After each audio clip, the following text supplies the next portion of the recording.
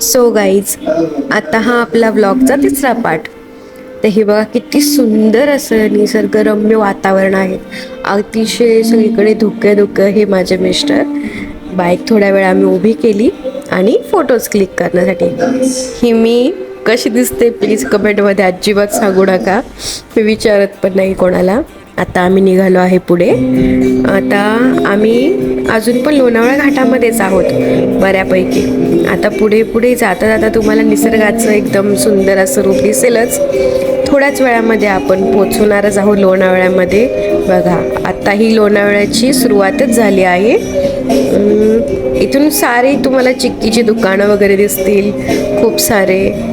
तुम्ही इथे गाडी पार्क करू शकतात. तुम्हाला काय शॉपिंग हवी ती करू शकतात. आम्ही सर्व निसर्गाचा एन्जॉय करत पुढे निघालो.